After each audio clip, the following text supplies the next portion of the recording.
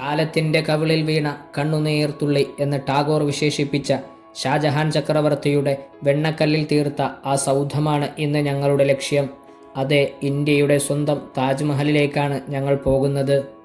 ആരും ഇന്നുവരെ നിങ്ങൾക്ക് കാണിച്ചു തന്നിട്ടില്ലാത്ത, താജ്മഹൽ സന്ദർശിച്ച 90% പേരും കണ്ടിട്ടില്ലാത്തതുമായ താജ്മഹലിലെ ചില പ്രധാന കാഴ്ചകൾ കൂടി ഇന്ന് ഈ വീഡിയോയിലൂടെ നിങ്ങൾക്ക് മുന്നിലേക്ക് എത്തിക്കുകയാണ് ഞങ്ങൾ. വരൂ, നമുക്കൊന്നിച്ചു പോയി താജ്മഹൽ കണ്ടു മടങ്ങാം. ഇത് ഈദ്ഗാഹ് ഗഡ്ഗർ എന്ന സ്ഥലമാണ്. ഇന്നലെ രാത്രി ആഗ്ര ഖാൻ റെയിൽവേ സ്റ്റേഷനിൽ വന്നിറങ്ങി ഞങ്ങൾ അവിടെ നിന്നും ഓട്ടോറിക്ഷയിൽ ഇവിടെയാണ് എത്തിച്ചേർന്നത്. ഇവിടുത്തെ SR ഗസ്റ്റ് ഹൗസിലായിരുന്നു ഞങ്ങൾ തങ്ങിയത്. ആഗ്ര ഖാൻ റെയിൽവേ സ്റ്റേഷനിൽ നിന്നും നിങ്ങൾ ഓട്ടോറിക്ഷ വിളിച്ച് ഈദ്ഗാഹ് ബസ് സ്റ്റാൻഡിലേക്ക് വരണമെന്ന് പറഞ്ഞാൽ 20 രൂപയെ ഓട്ടോ കൂലി ആവുകയുള്ളൂ. 2 കിലോമീറ്ററോളം സഞ്ചരിച്ചാൽ നിങ്ങൾക്ക് ഈദ്ഗാഹ് ബസ് സ്റ്റാൻഡിൻ്റെ പരിസരത്ത് വന്നിറങ്ങാം. അവിടെ ഒരുപാട് ഹോട്ടലുകൾ കാണാൻ സാധിക്കും. അവിടെ നിങ്ങൾക്ക് ഇഷ്ടമുള്ളിടത്ത് റൂം എടുക്കാം. ബാർഗെയിൻ ചെയ്യും പോലെ ഇരിക്കും കാര്യങ്ങൾ. 500-600 രൂപ മുതൽ ഇവിടെ റൂമുകൾ ലഭിക്കുന്നതാണ്. ഇപ്പോൾ സമയം രാവിലെ 7 മണി. അത്യാവശ്യം മഞ്ഞുള്ളത് കൊണ്ട് തന്നെ തണുപ്പുമുണ്ട്. ഞങ്ങളങ്ങനെ രാവിലെ തന്നെ ബ്രേക്ക്ഫാസ്റ്റും കഴിഞ്ഞ് താജ്മഹൽ ലക്ഷ്യമാക്കി ഇറങ്ങിയതാണ്. ഇവിടെ നിന്നും ഞങ്ങൾക്ക് താജ്മഹലിലേക്ക് 4 കിലോമീറ്ററോളം സഞ്ചരിക്കേണ്ടതുണ്ട്. കുറച്ചു ദൂരം നടന്ന് ഇവിടുത്തെ കാഴ്ചകൾ ചിത്രീകരിക്കാമെന്ന ലക്ഷ്യത്തോടെയാണ് ഞങ്ങൾ ഇറങ്ങിയത്. അതുകൊണ്ട് തന്നെ കുറച്ചു നേരമായി നടക്കാൻ തുടങ്ങി. ഗൂഗിൾ മാപ്പ് നോക്കിയാണ് ഞങ്ങൾ നടക്കുന്നത്. ഇതുവരെ ഇവിടെ കടകളൊന്നും തന്നെ തുറന്നിട്ടില്ല. 9-9:30 കടകൾ ഓപ്പണാക്കാൻ. റോഡിൽ വലിയ തിരക്കൊന്നും തന്നെ അനുഭവപ്പെടുന്നില്ല. കുറച്ച് ആൾക്കാർ മാത്രം. റോഡ് കണ്ടിട്ട് നല്ല ഭംഗിയുണ്ടെന്ന് കരുതണ്ട. റോഡിൻ്റെ ഇരുഭാഗങ്ങളിലും ഇതുപോലെ മാലിന്യ കൂമ്പാരങ്ങൾ കാണാൻ സാധിക്കും. ആഗ്ര സിറ്റിയുടെ മിക്ക ഭാഗങ്ങളിലും ഇതുപോലെ മാലിന്യ കൂമ്പാരങ്ങൾ കൊണ്ട് നിറഞ്ഞതാണ്. ഇവിടെ നിന്നും ഞങ്ങൾക്ക് 2 കിലോമീറ്ററോളം ഇനിയും സഞ്ചരിക്കേണ്ടതുണ്ട്. അതുകൊണ്ട് നേരത്തെ താജ്മഹലിലേക്ക് എത്താൻ ഞങ്ങൾ ഓട്ടോറിക്ഷ വിളിച്ചു. ഇത് ബഹദൂർ ഭായിയുടെ ഓട്ടോയാണ്. ഒറ്റനോട്ടത്തിൽ തന്നെ ഞങ്ങളെ ടൂറിസ്റ്റുകാരാണെന്ന് മനസ്സിലാക്കിയ ബഹദൂർ ഭായ് ഞങ്ങളോട് യാത്രാക്കൂലിയായി ആവശ്യപ്പെട്ടത് 100 രൂപയാണ്. ഇവിടെ നിന്നും 20 രൂപ കൊടുത്താൽ താജ്മഹലിൽ ഇറങ്ങാം എന്ന് അറിയാവുന്ന ഞങ്ങൾ ബഹദൂർ ഭായിയുമായി ബാർഗെയിനിൽ ഏർപ്പെട്ടു. അവസാനം 30 രൂപയ്ക്ക് ഞങ്ങളെ കൊണ്ടുപോകാമെന്ന് ബഹദൂർ ഭായ് സമ്മതിച്ചു. ഇപ്പോൾ മനസ്സിലായില്ലേ, ബാർഗെയിൻ ചെയ്യും പോലെ ഇരിക്കും കാര്യങ്ങൾ. ഞങ്ങളിപ്പോൾ ഒരു ഗില്ലിയിലൂടെയാണ് സഞ്ചരിക്കുന്നത്. ഒരു ഭാഗത്ത് നല്ല ഭംഗിയുള്ള ചുമർ ചിത്രങ്ങളും മറുവശത്ത് വീടുകളും കടകളും കാണാൻ സാധിക്കും. സ്കൂൾ കുട്ടികളും ജോലിക്ക് പോകുന്നവരുമായിട്ട് ചെറിയൊരു തിരക്ക് ഇവിടെ അനുഭവപ്പെടുന്നുണ്ട്. ഓട്ടോറിക്ഷ വിളിക്കുമ്പോൾ, താജ്മഹലിലേക്ക് ഓട്ടോറിക്ഷ വിളിക്കുമ്പോൾ ഓട്ടോ ഡ്രൈവറോട് പറയുക വെസ്റ്റേൺ ഗേറ്റിലേക്ക് പോകണമെന്ന്. കാരണം താജ്മഹലിലേക്ക് കടക്കാൻ 3 കവാടങ്ങളാണുള്ളത്. അതിലെ പ്രധാന കവാടമാണ് വെസ്റ്റേൺ ഗേറ്റ്. ഞങ്ങളങ്ങനെ വെസ്റ്റേൺ ഗേറ്റിൻ്റെ പാർക്കിംഗ് ഏരിയയിൽ എത്തിയിട്ടുണ്ട്. ഇതാണ് വിശാലമായ വെസ്റ്റേൺ ഗേറ്റിന് മുന്നിലുള്ള പാർക്കിംഗ് ഏരിയ. ഇവിടെ ഒരുപാട് അന്യസംസ്ഥാന രജിസ്ട്രേഷൻ വാഹനങ്ങൾ കാണാൻ സാധിക്കും. വലിയ മോഡിഫിക്കേഷൻ ചെയ്ത ടൂറിസ്റ്റ് ബസ്സുകളും. ഇതിൽ കൗതുകകരമായി തോന്നിയ ഒരു ബസ്സാണിത്. ഇത് വെസ്റ്റ് ബംഗാളിൽ നിന്നും വന്ന ടൂറിസ്റ്റ് ബസ്സാണ്. നല്ല ഭംഗിയുണ്ടല്ലേ കാണാൻ. കേരളത്തിലായിരുന്നെങ്കിൽ എപ്പോൾ MVD വിഴുങ്ങിയെന്ന് ചോദിച്ചാൽ മതി. അത്യാവശ്യം ആൾക്കാരുണ്ട് ഇവിടെ. അങ്ങനെ ഞങ്ങൾ വെസ്റ്റേൺ ഗേറ്റിലൂടെ പ്രവേശിക്കുകയാണ്. ഇതാണ് മെയിൻ എൻട്രൻസ്.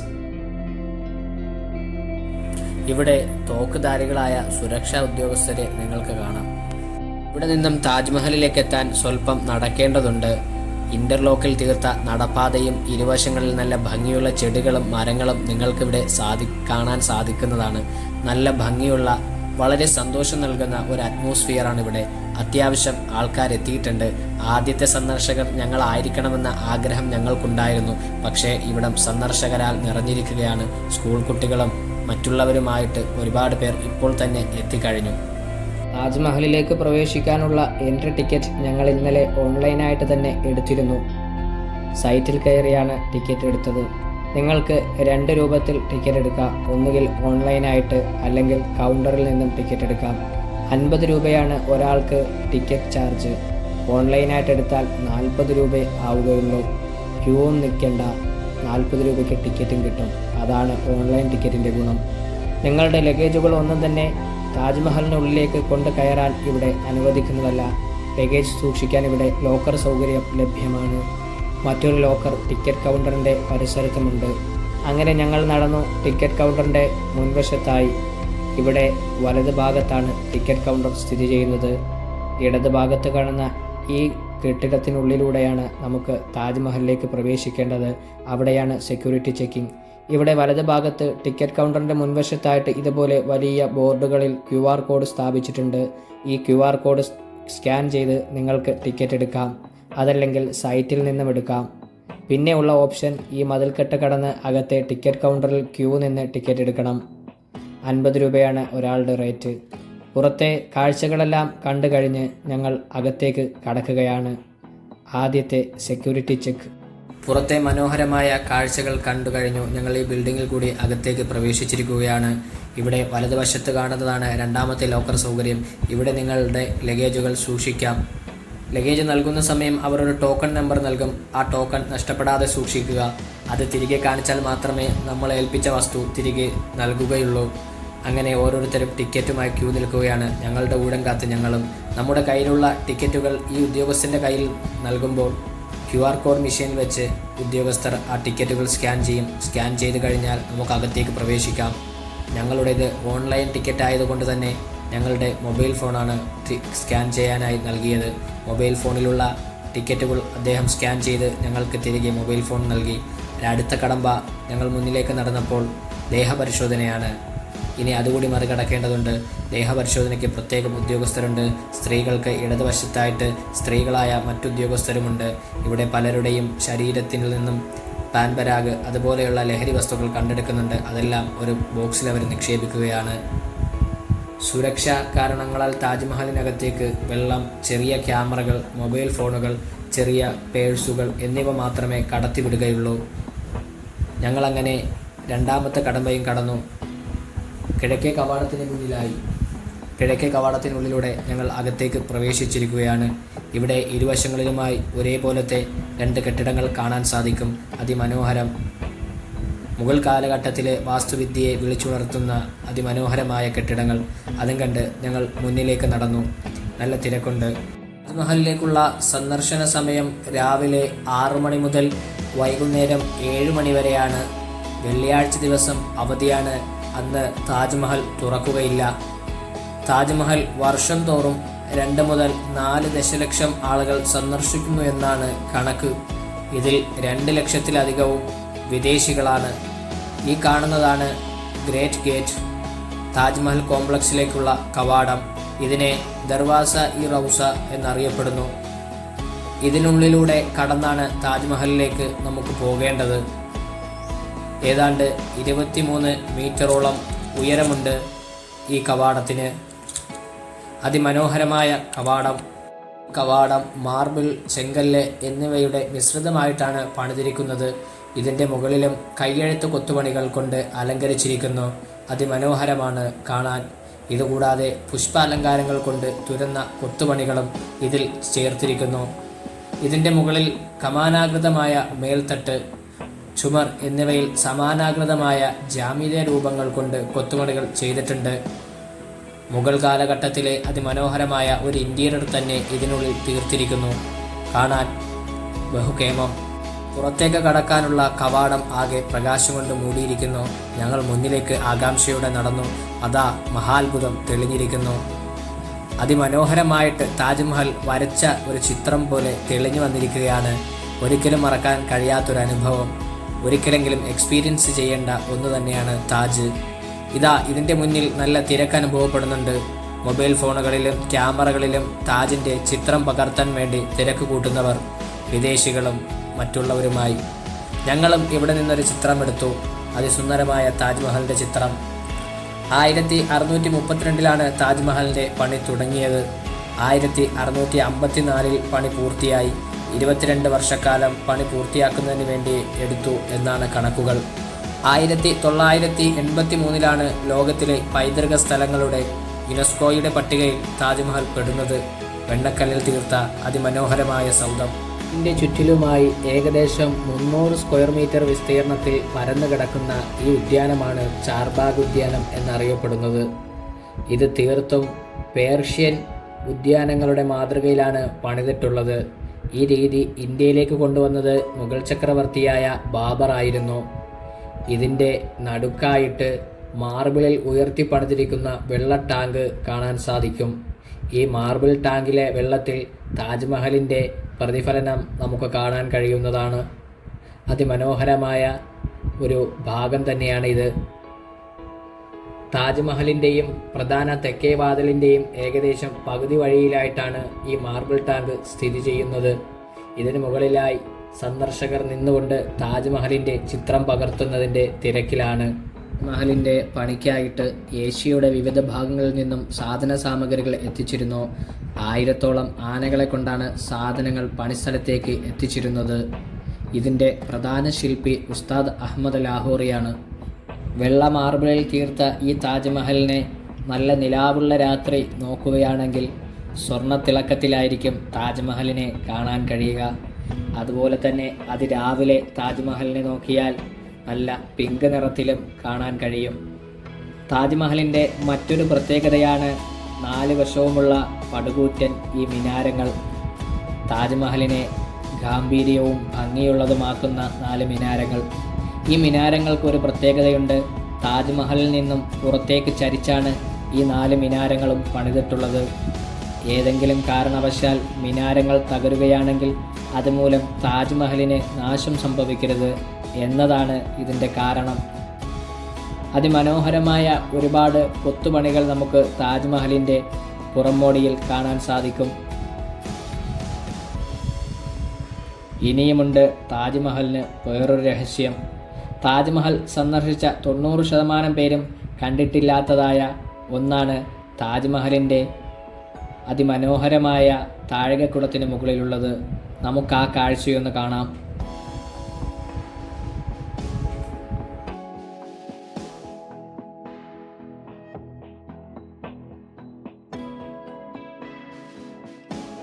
താജ്മഹലിൻ്റെ വെണ്മയാർന്ന അതിമനോഹരമായ മാർബിൾ കല്ലുകളിൽ ഖുർആനിലെ 15 അധ്യായങ്ങളിൽ നിന്നുള്ള വചനങ്ങൾ അതിമനോഹരമായ അറബിക് കാലിഗ്രഫിയിൽ കൊത്തിവെച്ചിട്ടുള്ളതും നമുക്കിവിടെ കാണാം. അതുപോലെ തന്നെ താജ്മഹൽ സന്ദർശിച്ച പലരും കാണാതെ പോയ മറ്റൊരു രഹസ്യമാണ് താജ്മഹലിൻ്റെ ഈ താഴികക്കുടത്തിന് മുകളിൽ കാണുന്ന ചന്ദ്രക്കലയിൽ അറബിയിൽ അള്ളാഹു എന്നും പുറകു സൈഡിൽ പ്രവാചകൻ മുഹമ്മദ് നബിയുടെ പേരും എഴുതപ്പെട്ടിട്ടുള്ളത്.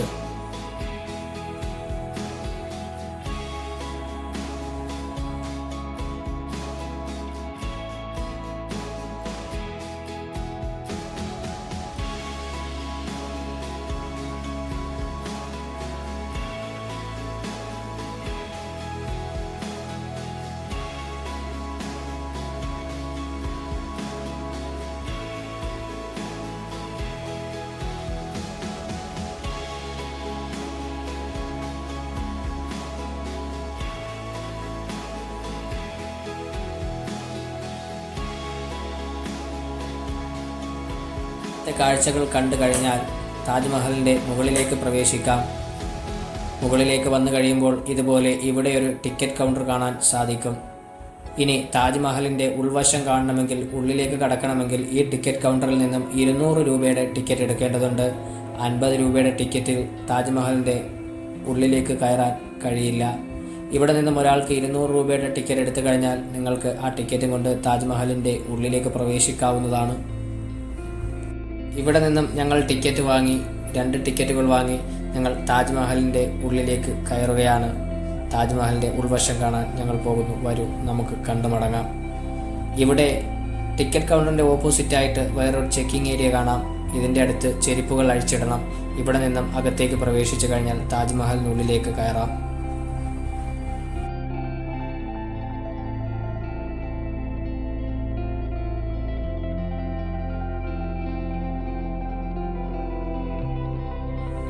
ഇതാണ് ഷാജഹാൻ ചക്രവർത്തിയുടെയും മുംതാസിൻ്റെയും ഖബർ.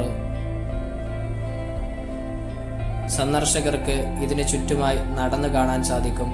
എന്നിട്ട് മറ്റൊരു കവാടത്തിൽ കൂടി പുറത്തേക്ക് ഇറങ്ങണം. അതാണ് ഇവിടുത്തെ രീതി.